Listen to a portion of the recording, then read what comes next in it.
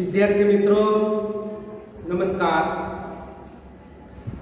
આજે આપણે ધોરણ 8 માં ગુજરાતી વિષયમાં પાઠ નંબર 7 દેશભક્ત ઝઘડું સા એના વિશે આપણે અભ્યાસ કરીશું। સાહિત્યકાર એ રમણલાલ સોની છે અને એનો સાહિત્ય પ્રકાર એ નાટક છે। સ્ટેજ ઉપર ભજવી શકાય એવું એ નાટક એ સાહિત્યનો પ્રકાર છે। લેખક વિશે આપણે થોડી માહિતી મેળવીએ તો આ રમણલાલ સોની એમનો જન્મ અરવલ્લી જિલ્લાના મોડાસા તાલુકાના કોકાપુર ગામમાં એમનો જન્મ થયો હતો 1908 માં। એમનું મૃત્યુ ઈસવીસન 2006 માં થયેલું છે। બંગાળી ભાષા અને સાહિત્ય એમને ગાઢ પરિચય હતો। શરદ બાબુ અને રવિન્દ્રનાથ ટાગોર એ બંનેના પુસ્તકોનો એમણે ગુજરાતીમાં અનુવાદ પણ કરેલો છે। વિશેષ તરીકે તેઓએ કેટલાક બાળ કાવ્યો, બાળ વાર્તાઓ અને બાળ નાટકોનું સર્જન પણ એમણે કરેલું છે। આ સાહિત્યની સેવા બદલ આ રમણલાલ પીતાંબર દાસ સોનીને 1996 માં રણજીતરામ સુવર્ણચંદ્રક સાહિત્ય સેવા માટે એ અર્પણ કરવામાં આવેલો છે। વિશ્વની લોકકથાઓ, ગ્રીસનો લોકકથા ભંડાર અને સંત સાગર વગેરે એમના જાણીતા એ પુસ્તકો છે। અહીંયા દેશભક્ત ઝઘડું સા એમની દેશભક્તિ અને એમની ઉદારતા, એમની માનવતાવાદી વૃત્તિ, એમની માનવતાવાદી પ્રવૃત્તિ નો અહીંયા પરિચય આપવામાં આવેલો છે। જો આપણા દેશમાં, આપણા સમાજમાં અનેક એવા દેશભક્તો થઈ ગયા કે દેશ જ્યારે કોઈ મુશ્કેલીમાં આવી પડે ત્યારે એમણે દેશને ખડે પગે ઊભા રહીને મદદ કરેલી છે। સ્વતંત્રતાની લડતમાં પણ આપણને ખબર છે કે આપણા અનેક દેશભક્તોએ શહીદી વહોરીને પણ દેશ સેવા કરેલી છે। એ જ પ્રમાણે સમાજમાં પણ ક્યારેક કોઈ આપત્તિ આવી પડે, કોઈ મુશ્કેલી આવી પડે ત્યારે આવા કેટલાક સદપુરુષો કે જેમણે દેશની સેવામાં પ્રજા માટે પોતાનું સર્વસ્વ એ અર્પણ કરી દીધું હોય છે। આવા માનવતાવાદી એ ઝઘડું સા એમની વાત છે। ગુજરાતમાં જ્યારે દુકાળ પડ્યો હતો અને એ વખતે આ વિસળદેવ રાજા પાટણના રાજા છે વિસળદેવ, અને એમના રાજ્યમાં ભયંકર દુષ્કાળ પડે છે। રાજા પોતે અન્ના ભંડારો ખુલ્લા મૂકી દે છે પણ એ અનાજ તૂટે છે। છેવટે એ વખતે રાજા આ ઝઘડું સા ને બોલાવે છે અને એમના ભંડારોમાંથી અનાજ મેળવે છે અને પ્રજાકીય કાર્ય કરવામાં, માનવ સેવા કરવામાં ઝઘડું સાએ મહત્વનો ફાળો આપ્યો હતો। એમની એ ઉદારતા એ અહીંયા વ્યક્ત કરવામાં આવી છે નાટકના સ્વરૂપે। જોઈએ આપણે, સ્થળ છે પાટણ, મહેસાણા જિલ્લા પછી પાટણ આવે છે તે પાટણ, અને પાટણના રાજા છે વિસળદેવ। એ વિસળદેવ પોતાનો દરબાર ભરીને બેઠા છે, પોતાના દરબારીઓ પણ સાથે છે, અને આ રાજા વિસળદેવ એ ચિંતામાં છે। અહીંયા બેઠેલા સૌ દરબારીઓ પણ ચિંતામાં છે, સૌ ઉદાસ છે। આખા દરબારમાં નિરાશા એ પ્રસરી રહી છે। રાજાની સામે રાજ જોશી ટીપણું પોળું કરીને બેઠા છે। તે આગળના વેડા પર એ આંકડા માંડે છે. રાજ જોશીને બોલાવવામાં આવ્યા છે ટીપણું એટલે કે પંચાંગ. જે પંચાંગ હોય છે એમાં ભવિષ્યવાણી કરવા માટે એ જ્યોતિષ જોઈ રહ્યા છે કે વરસાદ આવશે કે નહીં એની આગાહી કરવા માટે એ ટીપણું લઈને એ પંચાંગ લઈને બેઠા છે અને આંગળીના વેઢા ગણે છે, બધી ગણતરી કરે છે. આંગળીમાં જે સાંધા હોય છે ત્યાં લીટી હોય છે ને એને વેઢા કહેવામાં આવે છે. આ વેઢા ગણે છે, ગણતરી કરે છે અને ભવિષ્યવાણી પાકવાની તૈયારી કરે છે. એટલે રાજા કહે છે કે જોશીજી આ વર્ષે વરસાદ નહીં પડે કે વરસાદ પડશે આ વર્ષે કે? ત્યારે જોશી કહે છે કે મહારાજ મને થાય છે કે કાળવાણી ઉચ્ચારતા મારી જીભ કપાય કેમ જતી નથી કે? રાજ જોશી આંગળીના ભેગા કરીને જ્યોતિષમાં જુએ છે અને ગણતરી કરે છે અને કહે છે કે મહારાજ મને થાય છે કે આવી કાળવાણી ઉચ્ચારતા મારી જીભ કેમ કપાઈ જતી નથી કે? કાળવાણી ભવિષ્યમાં જે ખરાબ થવાનું છે, વરસાદ આવવાનો નથી એવી વાણી ઉચ્ચારતા કે મારી જીભ કપાઈ કેમ નથી જતી કે? જીભ કપાઈ જવી એટલે બોલવાની હિંમત ન થવી. મારી બોલવાની હિંમત થતી નથી કે આવી કાળવાણી બોલતા કે ભવિષ્યમાં વરસાદ પડશે નહીં. સમજી ગયો, હું સમજી ગયો જોશી, હવે બોલવાની જરૂર નથી. રાજા કહે છે કે સમજી ગયો જોશીજી. પેલા આવા જોશીઓ જોશતો હતા, ભવિષ્યવાણી પાકતા કે આ ભવિષ્યમાં શું થવાનું છે. એટલે રાજા સમજી જાય છે કે જોશીજી શું કહેવા માંગે છે અને કહે છે કે હું સમજી ગયો કે ભવિષ્યમાં વરસાદ આવવાનો નથી, હવે તમારે કે કોઈ બોલવાની જરૂર નથી.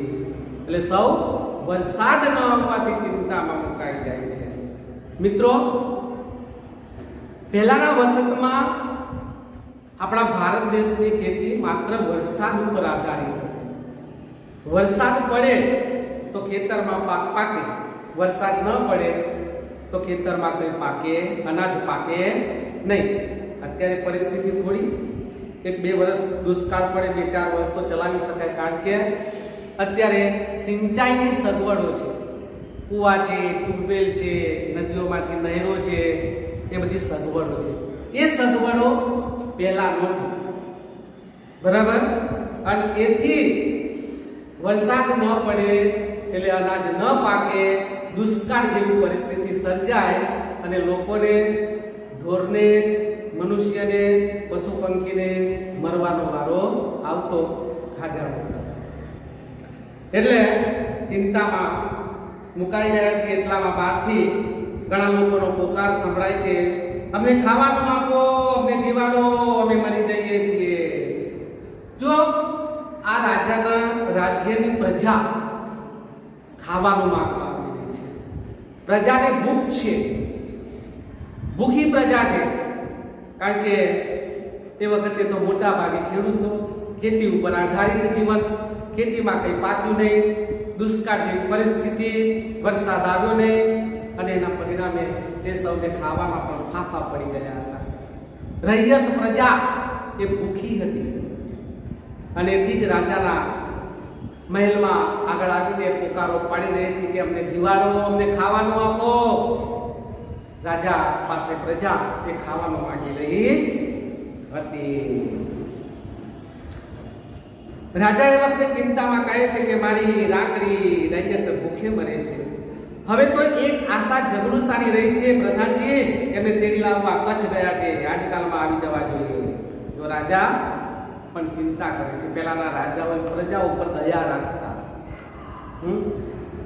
અને પોતાની પ્રજાને, પોતાની રૈયતને, રૈયત એટલે પ્રજા, પોતાની પ્રજાને એ પોતાના સંતાનોની જેમ કેટલાક રાજાઓ સાચવતા. તેથી આ વિસર્જદેવ રાજાને પણ ચિંતા છે કે મારી પ્રજા આજે દુષ્કાળમાં ભૂખે મરી રહી છે. હવે તો એક આશા કે જગડુસાની છે. આ જગડુસા આવે અને એ કંઈક અનાજ કે એવું આપે તો મારી પ્રજા એ ભૂખથી ઉગરી શકે. પ્રધાનજી એમને તેડી લેવા માટે ગયા છે, એમને બોલાવવા માટે કચ્છ ગયા છે, કચ્છના છે. આ જ કાળમાં એ કદાચ આવી પણ જશે જગડુસાને લઈને. એ વખતે દરબાર ચોકીદાર એ દરબારમાં પ્રવેશીને પ્રણામ કરે છે અને કહે છે કે મહારાજ, કચ્છના શાહ સોદાગર શેઠ જગડુસા પધાર્યા છે. પ્રધાનજી પણ સાથે છે. જો પેલો દરબાર કહે છે, ચોકીદાર કહે છે કે મહારાજ, કચ્છના શાહ સોદાગર શેઠ જગડુસા આપણા પાટણમાં અને આપણા દરબારમાં પધારી રહ્યા છે અને સાથે પ્રધાનજી પણ છે. જો શાહ સોદાગર એટલે પ્રતિષ્ઠિત વેપારી, એને સોદાગર કહેવામાં આવે. બધા અનાજના સોદા કરતા, વેપાર કરતા, એટલે એમને સોદાગર કહેવામાં આવે. એટલે જગડુસાએ પધારી રહ્યા છે એટલે રાજા એકદમ ઉત્સાહમાં આવી જાય છે કે જગડુસા મને ચોક્કસ કંઈક ને કંઈક મદદ કરશે, એટલે અને મારી રાકડી જે ગરીબ પ્રજા છે એને ખાવાના પાપા છે એ અનાજ ચોક્કસ આપશે. એટલે એમનામાં થોડો ઉત્સાહ પ્રગટે છે અને એકદમ ઊભા થઈને કહે છે કે એમને અંદર દરબારમાં લઈ આવો. દરબાર નમ્રતાથી કહે છે કે મહારાજ, પ્રધાનજીએ કહેવાયું છે કે શેઠ જગડુસા શાહ સોદાગર છે, તેમનો સત્કાર કરવા પોતે પધારો. જો અહીંયા દરબાર કહે છે કે પ્રધાનજીએ કહ્યું છે કે શેઠ જગડુસા શાહ સોદાગર છે. સોદાગર એટલે પ્રતિષ્ઠિત વેપારી, એટલે એમને જાતિ લેવા માટે કે તમે પધારો એવું પ્રધાનજીએ કહ્યું છે કે સત્કાર કરો એમનો. રાજા કહે છે સમજો એમના સત્કાર માટે મારે જ સામે જવું જોઈએ. પ્રધાનજીની વાત સાચી છે. એટલે રાજા તરત જ કહે છે કે પ્રધાનજીની વાત સાચી છે. જગડુસા તો આપણી પ્રજાને બચાવવા માટે આવી રહ્યા છે અને એથી આપણે સામે ચાલીને એમનું સ્વાગત કરવું જોઈએ. એટલે રાજા વિસળદેવ એકદમ પોતાની ગાદી ઉપરથી ઊભા થઈ જાય છે. આખી કચેરી, આખો દરબાર જે ભરાયો હતો એ દરબારમાં પણ સૌ ઊભા થઈ જાય છે અને જગડુસાને લેવા માટે જાય છે અને સત્કાર કરવા માટે પ્રવેશદ્વાર બની જાય છે. સામેથી પ્રધાન જગડુસાને લઈને આવે છે. જગડુસાને જોઈ રાજા ઝડપથી પગલા ભરી એમની સામે જાય છે. એવી જ રીતે જગડુસા પણ ઝડપ કરે છે અને એકબીજાને વાલથી ભેટે છે. જો રાજા ખુદ વિસળદેવ જગડુસાને લેવા માટે, સત્કારવા માટે સામે જાય છે અને જગડુસાને જોઈને રાજા પોતે જ એ જગડુસાને ભેટી પડે છે અને તેમનો આદર સત્કાર કરે છે. કારણ કે આપણા પ્રાચીન સમયથી મહેમાનોનું સ્વાગત કરવું એ આપણા સમાજની એક પરંપરા રહી છે અને પરંપરા એ રાજાઓ પણ એ નિભાવતા. અને વાલથી ભેટી પડે છે પછી રાજા જગડુસાનો હાથ પકડીને રાજગાદી તરફ લઈ જાય છે. એનો હાથ પકડે છે અને રાજગાદી પાસે લઈ જાય છે. રાજા જે બેસે રાજગાદી સિંહાસન એના ઉપર પોતે બેસે છે અને જગડુસાને પણ પોતાની જોડે જ ગાદી ઉપર બેસાડે છે. એમનો આદર સત્કાર કરે છે. બંનેના બેઠા પછી પ્રધાન અને દરબારીઓ પણ પોતપોતાની જગ્યાએ બેસી જાય છે. આમ રાજા વિસળદેવના દરબારમાં રાજા સહિત પ્રધાનો અને પ્રજા પણ એમનું દરબારો બધા બેઠા હતા. તે દરબારીઓ પણ તેમનું સ્વાગત કરે છે. જગડુસા કહે છે મહારાજ, મને ઓળખીને તો કેમ યાદ કર્યો છે? કેમ તમે મને બોલાવ્યો છે અહીંયા? ત્યારે રાજા કહે છે સુખ દુઃખની વાતો કરવી છે શેઠજી. ગુજરાતમાં જે 3 વર્ષથી કાળનો દુષ્કાળ ચાલે છે. ગુજરાતમાં 3 વર્ષથી કાળનો કે દુષ્કાળ ચાલે છે એટલે સુખ દુઃખની વાતો કરવા માટે તમને અહીંયા બોલાવવામાં આવ્યા છે. એટલે આપણે સુખ દુઃખની વાતો કરીએ. એટલે જગડુસા કહે છે એકલા ગુજરાતની જ કામ વાત કરો છો? આખા હિન્દુસ્તાનમાં જે દુષ્કાળ છે, સિંધ, મેવાડ, માળવા, કાશી અને ઠેઠ કંદહાર લગી આજે લોકો ભૂખે મરે છે અને પાનખરમાં પાંદડા ખરે ને એમ ખરે છે. વખત એવો બારીક છે કે ભલભલાની લાજ જવાનો વખત છે. 7 કોટના દીકરાના મોંમાંથી બા બટકું રોટલો કાઢી ખાય છે. મુઠ્ઠી ધાન સારું મા બાપ છોકરાને વેચે છે. શી ખબર શું થવા બેઠું છે કે જબરુસાને પણ આ દુષ્કાળની ચિંતા છે, પ્રજાની ચિંતા છે. એટલે એ પણ ચિંતામાં રાજા સાથે વાતો કરતા કહે છે, કેટલા ગુજરાતની જ ક્યાં વાત કરો છો, સમગ્ર આસપાસના વિસ્તારોમાં, સમગ્ર દેશમાં કે દુષ્કાળ ચાલી રહ્યો છે. અને આજે સિંધ પ્રાંત, પાકિસ્તાન તરફનો સિંધ પ્રાંત, મેવાડ, રાજસ્થાનમાં આવેલું મેવાડ અને માળવા, કાશી અને કંદહાર, પહેલાના વખતમાં જે ગાંધાર કહેવાતું હતું, એ અત્યારે અફઘાનિસ્તાનમાં અને ઈરાનની સરહદે આવેલું એ કંદહાર, એટલે એ ત્યાં સુધી કે દુષ્કાળ છે. એટલે પહેલાના વખતમાં જે કંદહાર સુધી આપણા ભારતનો વિશાળ વિસ્તાર હતો. એટલે બધી જ જગ્યાએ કે આજે જુઓ તો દુષ્કાળ ચાલી રહ્યો છે, પ્રજા ભૂખે મરી રહી છે. અને પાનખરમાં જેમ પાંદડા ખરે ને એમ લોકો મરી રહ્યા છે. કોના કારણે? ભૂખને કારણે મરી રહ્યા છે. ખાવાનું નહોતું મળતું એટલે મરી રહ્યા છે.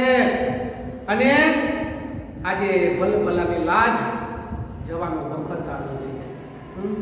7 કોટના દીકરાના મોંમાંથી, 7 કોટના એટલે લાડકમાં 7 દીકરીઓ હોય અને એક દીકરો પરમાત્મા આપે એ 7 કોટનો કહેવાય. એટલે ખૂબ લાડકવાળો દીકરો હોય પણ એનો બાપ એના મોઢામાંથી કે છોકરો કોળીઓ ખાવા જતો હોય તો ભૂખે એનો બાપ મળતો હોય તો એના મુખમાંથી કોળીઓ કાઢીને બાપ ખાઈ જાય. એવી દારૂણ ભયંકર એક પરિસ્થિતિ આજે સર્જાય છે. મુઠ્ઠી ધાન, ધાન એટલે અનાજ, મુઠ્ઠી ધાન માટે આજે મા બાપ છોકરાઓને વેચી રહ્યા છે. તો થોડું ઘણું અનાજ મળતું હોય તો કોઈ પૈસેથી ખરીદવા આવતું હોય તો છોકરાઓને પણ વેચી મારે. ભયંકર આ દુષ્કાળની પરિસ્થિતિ છે કે અત્યારે. અને આજે આપણા ભારતનું કે શું થવા બેઠું છે મિત્રો? આપણા ગુજરાતમાં સંવંત 1956માં દુષ્કાળ, ભયંકર દુષ્કાળ પડ્યો હતો. એને 56યો દુકાળ કહેવામાં આવે છે. લગભગ એની જ વાત છે. તો એ 56યા દુકાળમાં 3 વર્ષ સુધી વરસાદ આવેલો. હમણાં કહ્યું ને કે પહેલા ખેતી માત્ર વરસાદ ઉપર આધારિત હતી. એટલે વરસાદ ના પડે તો ખેતરમાં કઈ પાકે નહીં, કઈ પાકે નહીં તો કઈ ખાવા પડે નહીં. અને આવા સમયે 3 વર્ષ સુધી વરસાદ ના પડ્યો. બધા શરૂઆતમાં તો ઢોરને ઝાડના પાંદડા ખવડાવતા, પણ વરસાદ ન પડે એટલે ઝાડે સુકાઈ ગયા. ઝાડે કાપીને એની છાલ ઉખાડીને ઢોરને ખવડાવતા, પણ એ ખતમ થઈ ગયું એટલે ઢોરે મરવા લાગ્યા. હાડપિંજર જેવા થઈ ગયા.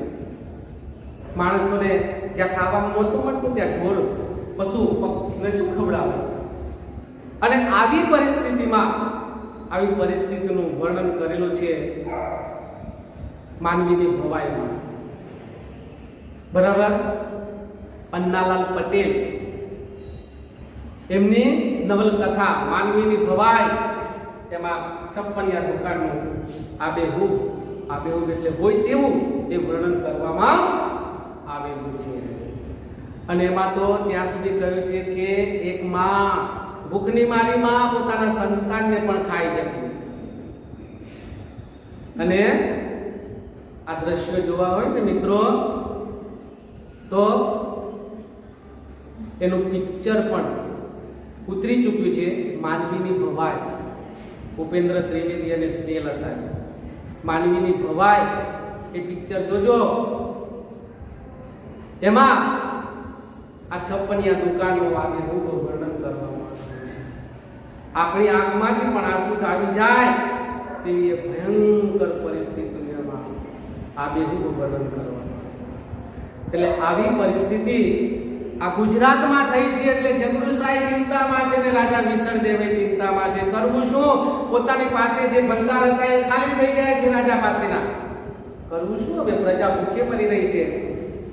એટલે આ જબરુસા પણ ચિંતા કરે છે કે આ હિન્દુસ્તાનમાં, ગુજરાતનું શું થવા બેઠું છે કે રાજા કહે છે કે રામજી રાખશે તે રહેશે, રામ કરે ખરું, ભગવાન કરે ખરું, કે આપણા હાથમાં કોઈ વાત નથી, પણ આવી વખતે રૈયતને ટકાવી રાખવાનો રાજનો ધર્મ છે. આવી ભયંકર પરિસ્થિતિ રાજ્યમાં સર્જાય ને અને પ્રજા ભૂખે મરતી હોય, પ્રજાને કોઈ તકલીફ આવે, ત્યારે રાજાએ પણ એને મદદ કરવી પડે. સત્તાધીશે પણ એને મદદ કરવી જોઈએ, એમનો ધર્મ છે, એમની ફરજ છે, એમ રાજા પોતે વિસર્દેવ સમજે છે. એટલે જગડુસા કહે છે કે આપ સંખા પ્રજાવત્સલ રાજાના મોંમાં આવા જ શબ્દો શોભે કે પ્રજાવત્સલ, પ્રજા પ્રેમી, પ્રજાને પ્રેમ કરતા હોય ને એવા રાજા પ્રજાવત્સલ કહેવાય. તમે તો પ્રજાવત્સલ રાજા છો, તમારા મુખે તો આવા શબ્દો શોભે કે મને સાંભળીને બહુ આનંદ થાય છે. મેં તો સાંભળ્યું છે કે આપે આપના ધાનના કોઠાર અને ધનના ભંડાર ગરીબોને માટે ખુલ્લા મૂકી દીધા છે. કે જગડુસા કહે છે કે મેં તો સાંભળ્યું છે કે આપણા ધાન, અનાજ, ધાન એટલે અનાજ, અનાજના કોઠાર, કોઠાર એટલે અનાજ ભરવા માટેના ગોદામો, અનાજ ભરવા માટેના ઓરડાઓ, એને ગોદામ કહેવામાં આવે.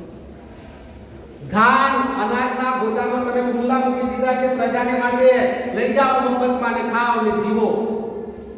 તમારા ધનના ઢગલાય તમે ખુલ્લા મૂકી દીધા છે એવું મેં સાંભળ્યું છે. અને પાછા ગરીબો માટે ખરેખર તમે પ્રજા વત્સલ છો. એટલે રાજા કહે છે મૂકી દીધા હતા.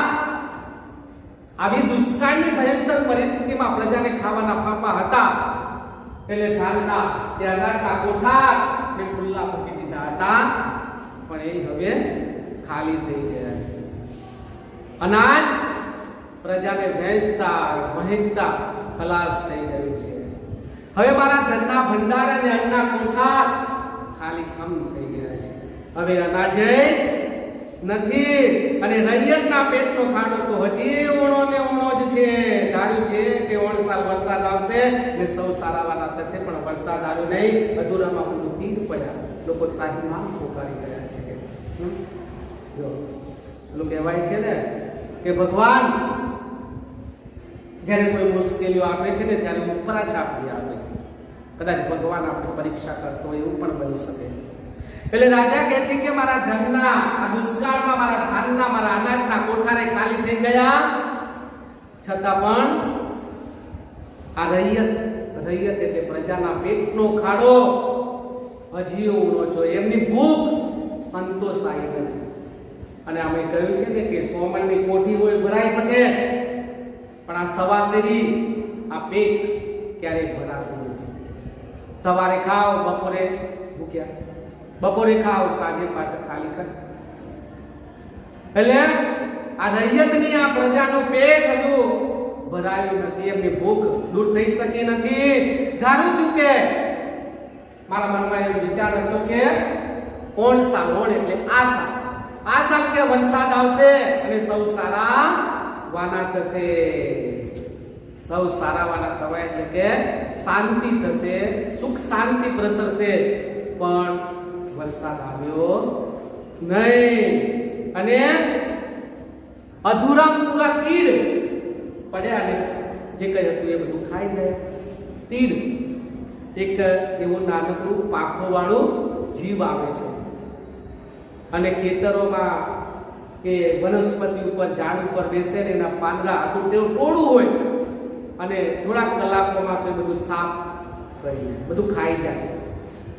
તમને ખબર હશે મિત્રો કે ઉત્તર ગુજરાતમાં આવા તીડ આવતા હોય છે, આટલા ઉડતા એ જંતુઓ છે. ખાધા જ કરે, બસ 24 કલાક ખાધા જ કરે એટલે પાંદડા ખાઈ જાય અને પાક બધો સફાચટ કરી દે. આવા તીડ પડ્યા અધૂરામાં પૂરા. પેલું કહેવાય છે ને કે દુષ્કાળમાં અધિક માસ, મુશ્કેલી ઉપર વધુ મુશ્કેલી, એવી પરિસ્થિતિ સર્જાય અને તીડ પડે. એટલામાં બહારથી પોકાર સંભળાય છે, અવાજ સંભળાય છે, અમે મરી જઈએ છીએ, અમને જીવાડો, અમને જીવાડો, અમને અનાજ આપો. રૈયત પ્રજા રાજાના દરબારની બહાર ઊભી છે અને રાજાની પાસે માંગણી કરી રહી છે, ભૂખી પ્રજા, કે અમને અનાજ આપો, અમને જીવાડો, અમે મરી જઈ રહ્યા છીએ. જો ભૂખ છે ને માનવથી સહન થઈ શકતી નથી. ભૂખ લાગે ને ત્યાર પછી આપણું કસાયમાં મન ના લાગે, માત્ર આપણને ખોરાક અન્ન એ જ આપણી નજર સમક્ષ. તો આ પ્રજા બધી ભૂખે મરી રહી છે એટલે પોકાર પાડી રહી છે કે રાજા અમને અનાજ આપો ને જીવાડો. ત્યારે જગડુસા બહારનો પોકાર સાંભળીને કહે છે કે ભૂખ્યાના ગળામાંથી પૂરો અવાજ નીકળી શકતો નથી, એટલા ભૂખ્યા છે કે એમનાથી બોલી પણ શકાતું નથી, એવા હાડ પિંજર જેવા માણસો થઈ ગયા છે. રાજા કહે છે કે વસ્તીનું આ દુઃખ એ મારું દુઃખ છે, પણ નિવારણનો કોઈ રસ્તો મને દેખાતો નથી. ત્યારે હું મૂંઝાયો, એવી વખતે તમે યાદ આવે કે જો વસ્તી મારી પ્રજા, આ મારી પ્રજા નું દુઃખ એ કે મારું દુઃખ છે. પેલાના સારા રાજાઓ, પ્રજા વત્સલ રાજાઓ પ્રજાનું દુઃખે દુઃખી, પ્રજાના દુઃખે દુઃખી, પ્રજાના સુખે સુખી એ રહેતા હતા. આવા પ્રજા વત્સલ રાજાઓ પણ હતા. એમાંના એક હતા વિસર્ગ. એટલે વિસર્ગદેવ કહે છે કે વસ્તીનું, પ્રજાનું દુઃખ એ મારું દુઃખ છે, કે પણ એનો નિવારણનો ઉપાય, એના નિરાકરણનો, એનો ઉકેલનો કોઈ ઉપાય નથી મને દેખાતો. હું મૂંઝાયો છું. આવા વખતે તમે મને યાદ આવ્યો જગડુસા, તમે મને યાદ આવ્યા છો. એટલે જગડુસા નવાઈ પામીને કે હું યાદ આવ્યો, કે કેવી રીતે કે હું યાદ આવ્યો? ત્યારે રાજા કહે છે કે મારા સાંભળવામાં આવ્યું છે કે પાટણના જગડુસાની માલિકીની કેટલીક અનાજની વખારો છે. તો રાજા વિસર્ગદેવ કહે છે કે મારા જાણવામાં આવ્યું છે કે પાટણમાં આ જગડુસાની માલિકીની કેટલીક અનાજની વખારો આવેલી છે. વખાર એટલે આગળ કહ્યું ને અન્ન ભરવા માટેના કોઠા, અનાજની ગુણો ભરી ભરીને સાચવી રાખવાની કોઈ ઓરડામાં એવા ભંડાર પાટણમાં પણ અનાજના ભંડાર તમારી માલિકીની વખારોમાં પડ્યા છે. એ સાચી વાત કે?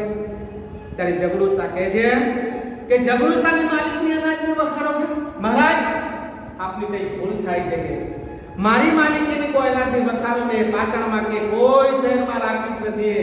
મહારાજ તમારી ભૂલ થાય કે જગડુસા કહે છે મારી માલિકીની વખારો પાટણમાં કે બીજા શહેરમાં ક્યાંય મારી માલિકીની નથી.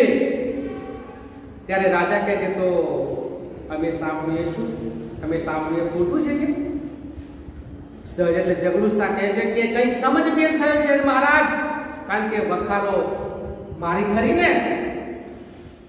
રાજા કે નવાઈ પામીને કહે છે વખારો આપની છે ને છતાંય આપની માલિકીને નથી, એમ આપનું કહેવું છે? વખારો તમારી છે ને તમારી માલિકીની નથી, તમે કેવી વાત કરો છો કે? એટલે રાજાને પણ નવાઈ થાય છે. એટલે જગડુસા કહે છે વાત એમ છે કે વખારો મારી છે એ વિશે કોઈ શંકા નથી.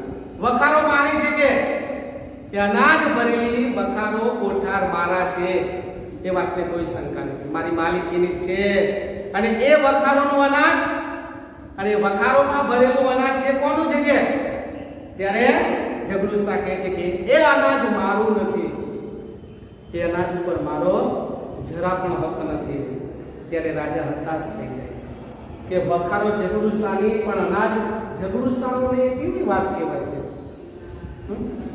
એટલે મિત્રો આપણને ખબર છે કે વખાર જેની માલિકીની હોય, અંદર ભરેલી વસ્તુ પણ એની જ માલિકીની કહેવાય.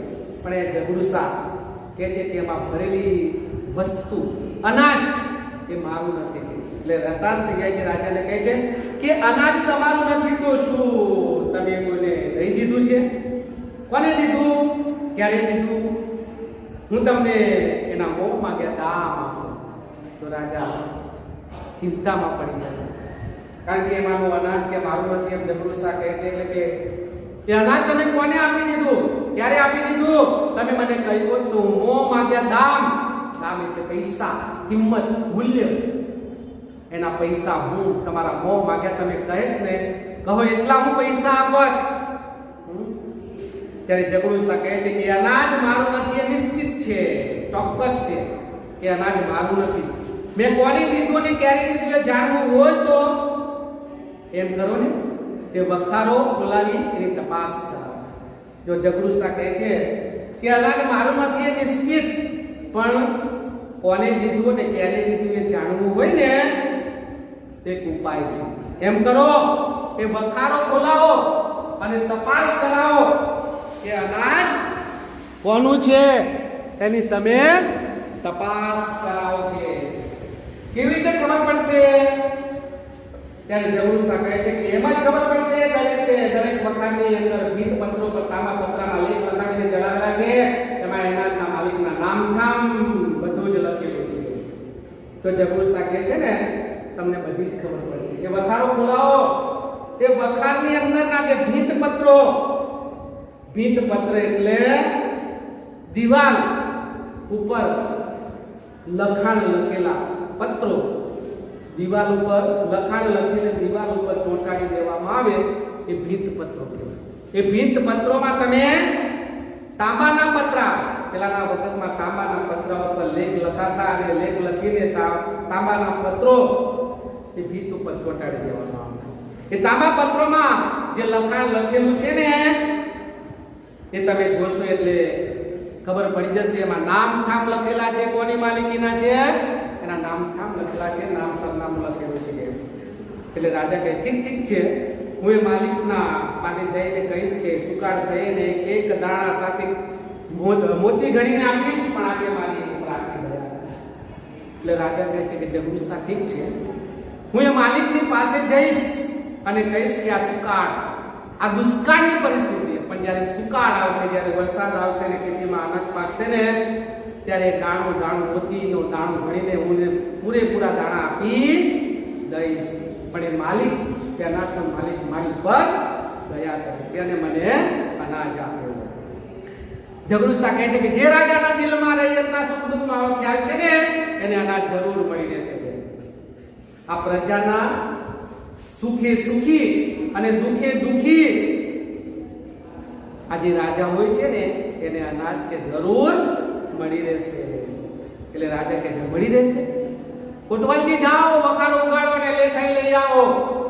કોટવાલ ચોકીદાર કહે છે કે જાઓ એ વખારો ખોલાવો અને એને ભીંત પત્રો ઉપર લખેલા જે લેખ છે તાંબાના પતરા ઉપર એ લેખ લેતા આવો. કે જાઓ જેવી આજ્ઞા મહારાજ.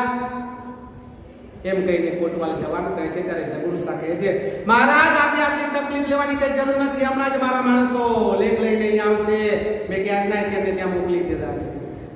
જબુરશા કહે છે ઉદાર છે, જરાય અભિમાન નથી. એટલે કહે છે કે તમારે કોઈ તકલીફ લેવાની જરૂર નથી, મારા માણસો મેં ક્યાં ના મોકલી દીધા છે. એ ભીંત પત્રો ઉપર લખેલા જે તાંબાના પત્રો છે લઈને હમણાં જ આવતા હશે. અને એટલામાં જ હાથમાં તાંબાના પતરા લઈને, તાંબા પત્રો લઈને એક માણસ સભામાં દાખલ થાય છે. બધા તેની સામે જોઈ રહે છે અને પહેલા રાજાને અને પછી જબુરશાને પગે લાગે છે અને પત્રો જબુરશાના હાથમાં મૂકે છે. જબુરશાએ પત્રો રાજાના હાથમાં મૂકે. એ તાંબા પત્રો પર લખાણ હતું. શું લખાણ હતું? કે આ અનાજ ગોદામોનું અનાજ કોની માલિકીનું છે એ એમાં લખેલું હતું. એ નોકર પેલા જબુરશાના હાથમાં, જબુરશા રાજાના હાથમાં એ પત્રો મૂકે છે. રાજા કહે છે આ જે લેખ છે કે? એટલે જબુરશા કહે છે કે હા મહારાજ, આ લેખ તમે પંડિતજી પાસે કે વંચાવો. પંડિતજી આ લેખ વાંચો એમ વિસળદેવ રાજા કહે છે. પછી પંડિતજી ઊભા થઈને આગળ આવે છે. ઉઘાડા ડીલ એટલે શરીર, ઉઘાડા ડીલ પર ઉપરનો એટલે લાલ કલરનો જે ખભા ઉપર ખેસ નાખવામાં આવે છે ને એને ઉપરનો કહેવામાં આવે અથવા ખેસ કહેવામાં આવે. જો મહારાજોએ લાલ કલરનું ખભા ઉપર ગળામાં લાલ કલરનું હોય છે, મોટા ભાગે કે પીળા કલરનું હોય છે, એ નાખતા હોય છે કપડું, બરાબર, રૂમાલ જેવું કપડું નાખતા હોય છે, એને ખેસ અથવા ઉપરનો કહેવામાં આવે છે. એ ઉપરનો સાથે પંડિત શાહી પાઘડી સાથે ઊભા છે. રાજાની સામે આવીને પ્રણામ કરીને બધું હાથમાં લે છે. પંડિતજી ઊભા થાય છે અને પત્ર પોતાના હાથમાં લે છે અને પત્રોમાં શું લખેલું છે એ પ્રણામ કરીને એમને હાથમાં લે છે અને પછી વાંચી સંભળાવે છે. મિત્રો અહીંયા આ જે જગનુસા છે એ ઉદાર છે અને પોતાની વખારોની અને એના અંદર રહેલા અનાજની માલિકી કોની છે એ પતરા ઉપર લખેલું છે, તાંબા પત્ર ઉપર, કે રાજાના દરબારમાં લાવે છે અને પંડિતજી પાસે વંચાવે છે. અને એમાં શું લખેલું છે એ હવે પછીના તાસમાં આપણે જોઈશું. આભાર.